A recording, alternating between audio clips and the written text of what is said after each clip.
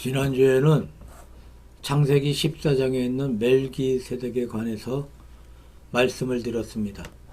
멜기세덱은 그 근본도 알 수 없고 시작도 없어서 하나님의 아들과 방불하다고 말씀드렸습니다. 멜기세덱은 독특한 의미에서 대제사장이었고 예수 그리스도의 그림자라 그렇게 말씀드렸습니다. 멜기세덱에게 아브라함이 자기의 얻은 것 가운데 11조를 바침으로 멜기세덱의 축복을 받으며 아브라함이 복의 근원이 된 사실을 말씀드린 바 있습니다. 오늘 15장에는 그렇게 약속을 받은 아브라함의 축복이 하나님과의 언약에서 확증되는 아브라함 언약을 가리켜 말하고 있습니다. 이미 앞서서 노아 홍수 때에 하나님께서 노아와 더불어서 언약에 관해서 말씀드린 바 있습니다만, 여기에서는 하나님께서 아브라함에게 언약을 주신 아브라함의 언약이라 불리는 유명한 구절이 나옵니다.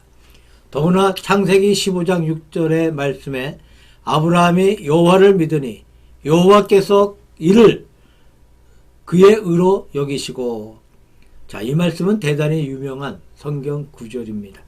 신약의 로마서 5장에 이 말씀이 인용되고 있고, 이 말씀을 토대로 하여서 바울 사도가 믿음으로 의롭다 하심을 받는다는 기독교의 구원론을 정리하고 있습니다. 그래서 아주 유명하고 중요한 부분이 이 장에 나오고 있습니다. 하나님께서 아브라함에게 나타나셔서 아브라함아 두려워 말라, 나는 너의 방패요 지극히 큰 상급이라, 그렇게 말씀하실 때에 아브라함이 나는 무자하오니 나의 상속자는 이 다메섹 엘리에셀이니이다 라고 말하는 것이 15장 2절에 기록되어 있습니다. 이 말씀은 아브라함이 자식이 없음을 애통하며 소원을 하나님께 올리는 말씀이라고 볼 수 있는데, 하나님께서 아브라함에게 큰 상을 주시겠다고 말씀하시는데 제게 무슨 상을 주시겠습니까? 제게 상을 주시려면 아들을 주옵소서.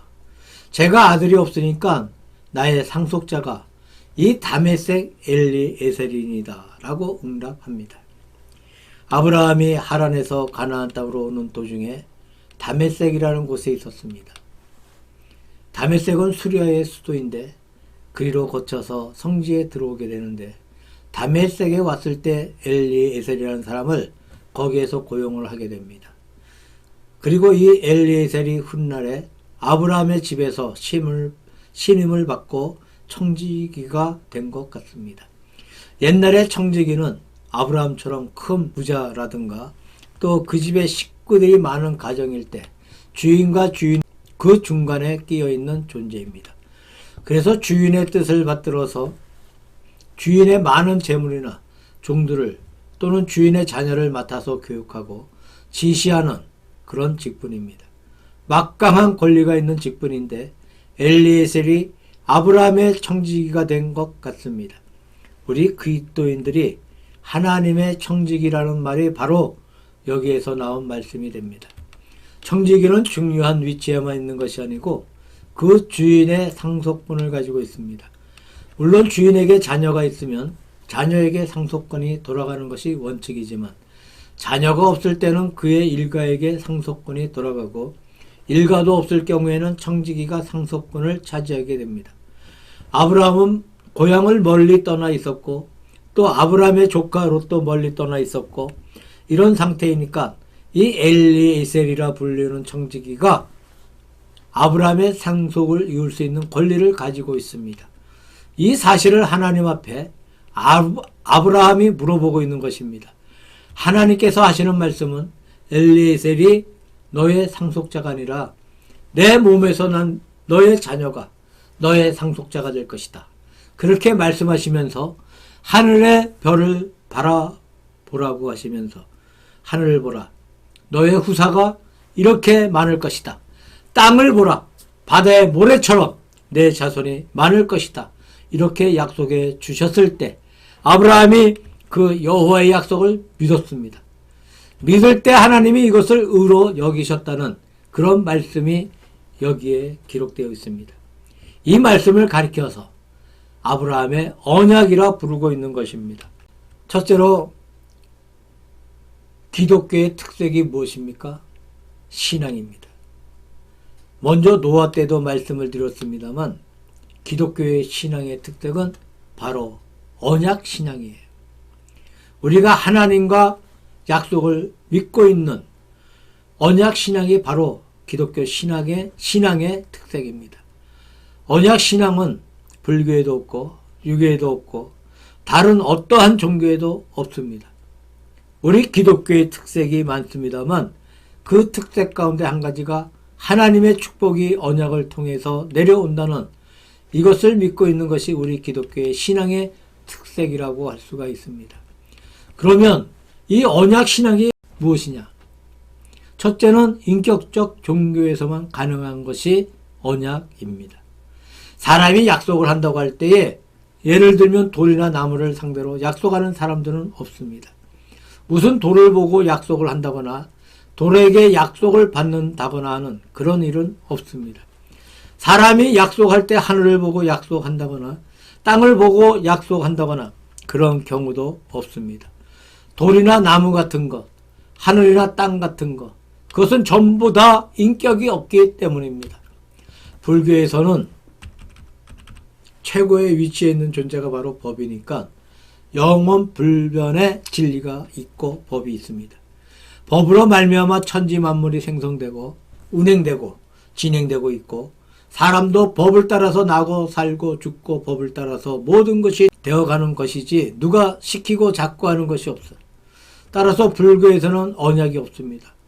법이라는 것은 말도 하지 못하고 법이라는 것은 변할 수 있는 것도 아니니까 법과 더불어 같이 언약을 한다. 예를 들면 우리나라에 헌법이 있는데 헌법과 더불어 약속한다는 것은 있을 수가 없습니다. 헌법은 사람 밑에 있는 것입니다. 우리 사람은 얼마든지 국민투표를 통해서 헌법을 바꿀 수가 있습니다. 그러니까 그 헌법과 내가 무슨 약속을 한다는 것은 있을 수 없는 일입니다. 유교에는 하늘의 개념이 있습니다. 하늘을 모아서 어떻게 한다. 맹제의 말 가운데 하늘을 우러러 양심에 부끄럽지 않다라는 그런 말이 있습니다. 이런 경우에 하늘이 자기 마음을 반사하는 것입니다. 내 마음을 스스로 비춰주는 거울이지 하늘이 내게 무슨 말을 한다거나 지시를 한다거나 생각을 변형시킨다거나 음성을 들려준다거나 하는 그런 일은 없습니다. 그러니까 하늘을 상대한 약속도 없으니까 유교도 엄격한 의미에서 언약이라는 것이 있을 수가 없습니다. 그러나 기독교만은 언약이 있어요. 왜냐하면 우리가 믿는 하나님은 최고의 위치에 계신 하나님이신데 그 하나님은 인격적인 존재입니다. 하나님은 생각하시고 말씀하시고 뜻을 세우시고 뜻을 시행하시고 그 뜻을 변경할 수도 있으십니다. 인간도 하나님의 인격적인 존재이고 하나님도 인격적인 존재이시니까 인격과 인격이 마주쳐서 약속할 수 있습니다. 가까우리 약속할 수 있는 것처럼 말입니다. 그래서 우리 기독교만은 인격적인 종교입니다. 그래서 여기에 언약이 존재한다는 말씀입니다.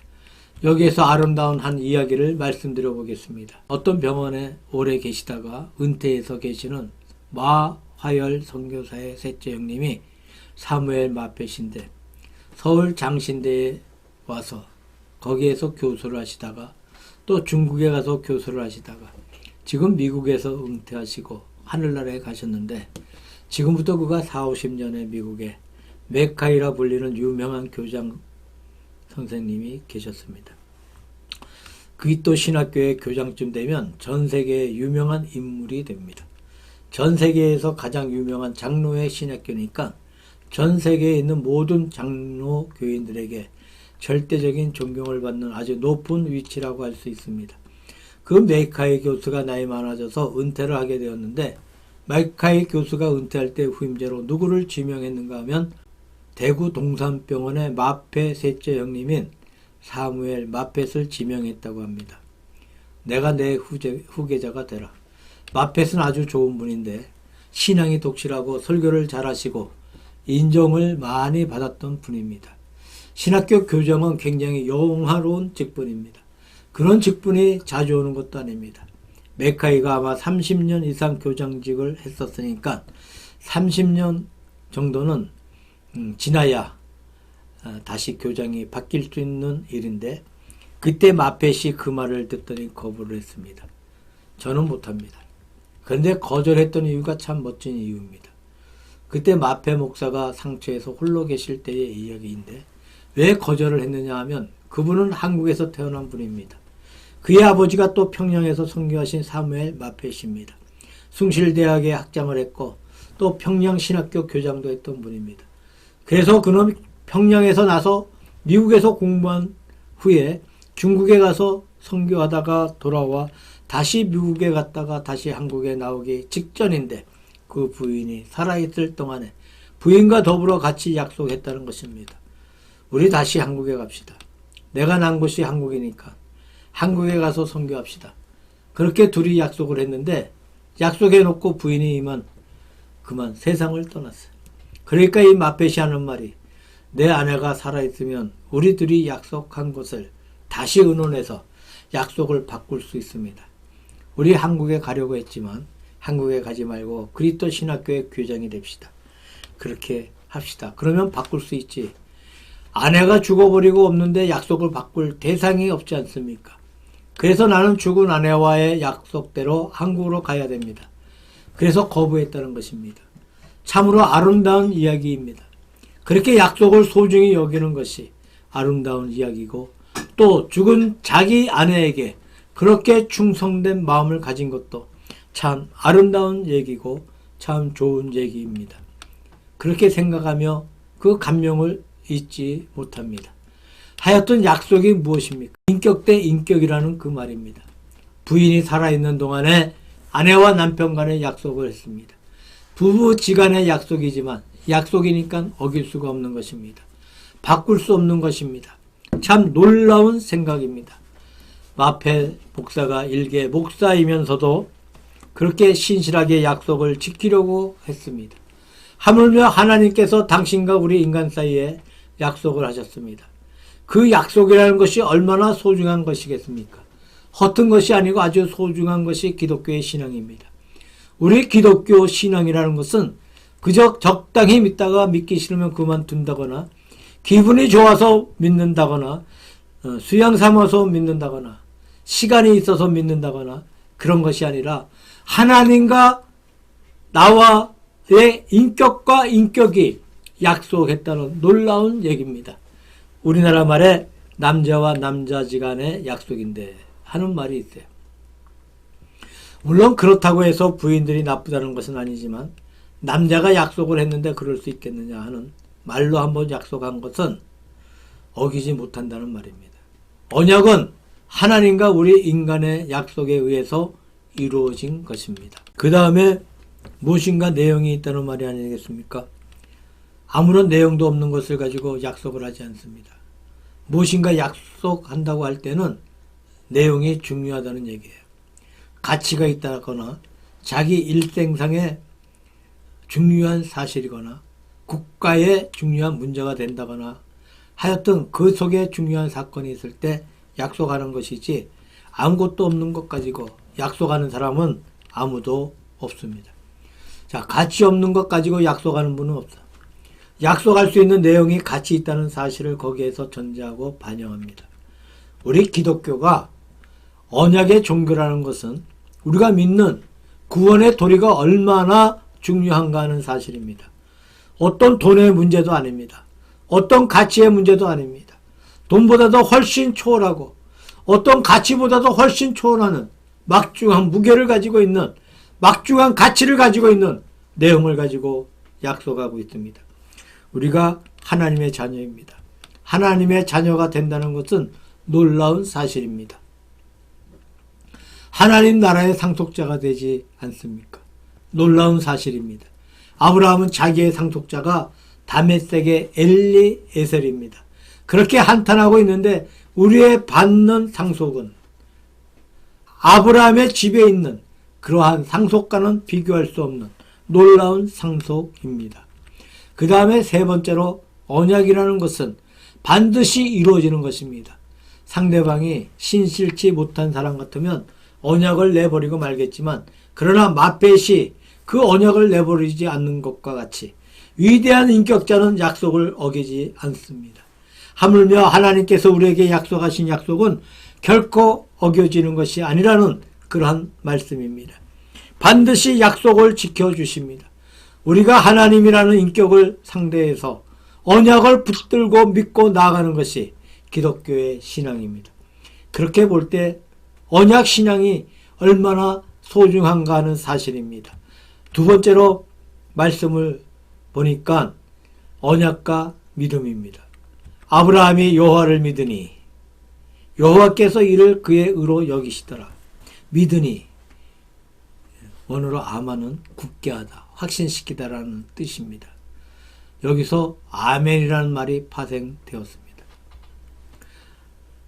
하나님께서 약속하신 언약을 아브라함이 믿었습니다. 믿으니 하나님께서 그 믿음을 그의 의로 인정하셨어요. 자, 이 말씀은 신약에 나오는 믿음으로 의롭다 하심을 받는다고 하는 우리 기독교의 유명한 교리의 모체가 되고 있습니다. 하나님과의 약속이 얼마나 소중한데 이 약속은 믿어야만 약속이 됩니다. 믿지 아니할 때 약속이 되지가 않아. 어떤 분이 나에게 신실한 약속을 해주고 있습니다.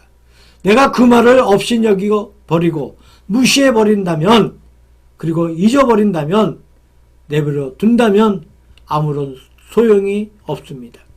내가 그 말을 내 마음에 받아들여서 소중히 여기고 잘 간직하고 중요하게 여길 때 약속이 될 수가 있는 것입니다. 나에게 보배가 될 수 있는 것입니다. 나에게 축복도 될 수 있는 것입니다.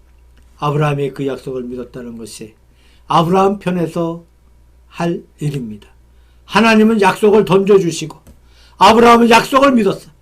약속을 주시는 것은 하나님 편에서 하신 일이고 아브라함 편에서는 믿는 것이 아브라함의 일이었습니다. 신약에 예수님께서 만찬식 때 잔을 나누어 주시면서 이는 내 피로 세운 새 언약이라 너희가 이를 행할 때마다 나를 기념하라고 말씀하셨습니다. 자, 예수님의 십자가 보혈이 새로운 언약입니다. 이 보혈을 통해서 우리가 새로운 구원을 받는 약속이 여기에 있습니다. 우리가 그 약속을 소중히 여기고 믿을 때 약속이 될 수가 있습니다. 요한복음 6장에 보게 되면 예수님께서 5,000명을 먹이신 후에 예수님께서 이르시되 내가 진실로 진실로 너에게 이르노니 인자의 살을 먹지 아니하고 인자의 피를 마시지 아니하면 너희 속에 생명이 없느니라고 말씀하실 때 사람들이 다 듣기 싫어했습니다. 빵 한 조각 먹을 때는 좋았는데 그 말은 소용이 없다는 말입니다. 다 떠나가 버렸어. 베드로에게 예수님께서 물으신 말씀이 너희도 가려느냐 입니다. 베드로가 대답하기를 주여 영생의 말씀이 계신데 우리가 누게로 가오리까 라고 대답을 합니다. 다 가버린 사람에게는 예수님께서 하시는 새 언약의 말씀이 빵 한 조각보다도 못했습니다. 빵 먹을 때는 배가 부르고 좋았는데 예수님께서 언약의 말씀을 하시니까 다 떠나가 버렸어요. 그들에게는 예수님께서 하신 유명한 십자가의 약속이 빵보다도 못했습니다. 그렇게 느끼는 사람들은 가버렸어요. 그러나 베드로는 영생의 말씀이 계시는데 우리가 누게로 가오리까? 라고 고백을 합니다. 빵 한 조각을 먹으면 불과 몇 시간 살 수 있고 배가 부릅니다. 예수 그리스도의 말씀을 믿으면 몇 시간 사는 것이 아니고 영원히 삽니다. 영원히 살 수가 있어. 비교가 안 돼요. 이것을 소중히 믿을 때 베드로에게는 영생의 말씀이 되었습니다. 가버린 사람들에게는 빵 한 조각보다도 못한 말이 되어 버렸습니다. 우리가 믿으면 약속이 됩니다. 믿지 않을 때는 약속이 될 수가 없어요.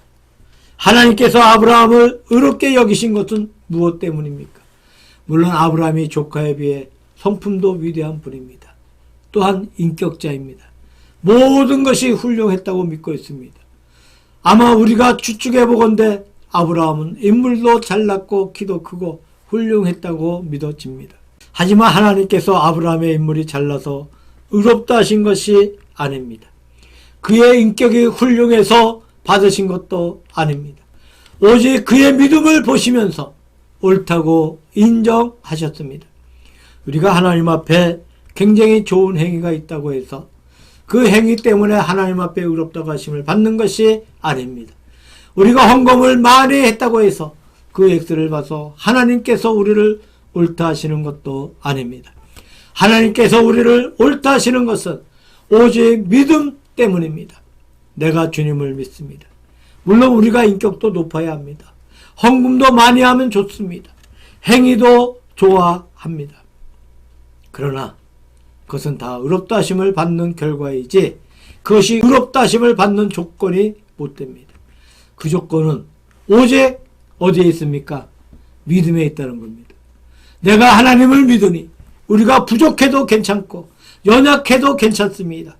우리 마음을 순수하게 주여 내가 믿습니다. 그러할 때 하나님이 우리를 옳다 인정하시는 것입니다. 아브라함이 하나님을 믿으니 이를 그의 의로 여기시더라. 믿음으로 말미암아 언약이 되었습니다. 믿음으로 말미암아 아브라함이 되었습니다. 세 번째로 언약의 보증입니다. 말씀 가운데 보면 하나님께서 아브라함에게 언약의 보증을 주셨는데 그에게 하신 말씀 가운데 그를 밖으로 끌고 가셔서 하늘을 우러러 보라. 무뼈를 셀 수 있는가 보라. 또 그에게 이르시되 내 자손이 이와 같으리라. 하늘을 보라.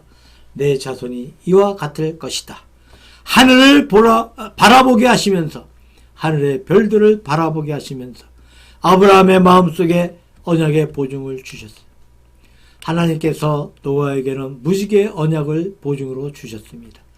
내가 다시는 땅을 물로써 망하게 하지 않을 것이다. 그 보증으로 무지개를 주셨다고 말씀하셨습니다. 자, 무지개를 볼 때마다 노아의 언약을 마음 가운데 기억하게 됩니다. 하나님께서 아브라함에게는 하늘의 별을 보라 라고 말씀하셨어요. 자, 별을 볼 때마다 별이 언약의 보증이 되리라고 말씀하셨습니다. 아브라함이 그 다음부터 밤마다 밤하늘의 별을 볼 때 어제와 다르게 별을 보았습니다. 무심코 별을 보지 아니했다고 믿습니다. 별을 볼 때마다 하나님께서 나에게 약속하셨다 라고 생각하면서 하나님의 약속이 그의 마음속에 확신되어졌다고 믿습니다. 이 별이 아브라함에게 약속의 보증이 되어주는 것입니다. 하나님께서 우리 모든 사람에게 약속하신 보증은 다 각각 다릅니다. 노아에게 무지개처럼 아브라함에게 하늘의 별처럼 우리 각자에게 하나님의 언약의 보증을 주시는 방법이 다 다른 줄로 생각합니다. 어떤 분은 어떤 사물을 보면서 하나님의 약속을 받았을 것입니다. 어떤 사람은 사람을 통해서 약속을 받았을 것입니다. 어떤 사람은 어떤 사건을 통해서 약속을 받았을 것입니다. 하여튼 모든 사건이 하나님의 약속의 보증이 될 수 있다고 생각합니다. 베드로가 예수님을 3번 모른다고 한 이후에 닭이 울 때 밖에 나가서 심히 통곡했다는 말씀이 있습니다. 그 후에 전설에 의하면 베드로가 새벽에 잠이 깨서 닭이 울 때마다 예수 그리스도의 말씀을 기억했다고 합니다. 자기가 주님을 배반했던 자기의 나약성을 뉘우치면서 주님의 고마우신 구원에 대해서 눈물을 흘리면서 감사했다는 그러한 얘기가 있습니다. 그 닭소리가 일생을 통해서 이 베드로의 마음속에는 하나님의 고마우신 그리스도의 구원의 아름다운 약속이었습니다. 보증이었습니다.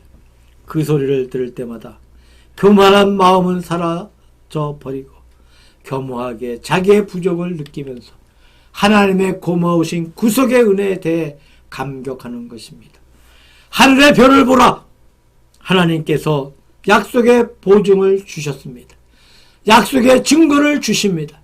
말씀의 표대를 주십니다. 우리가 표대를 바라볼 때 하나님의 언약의 말씀을 생각해야 될 줄로 믿습니다.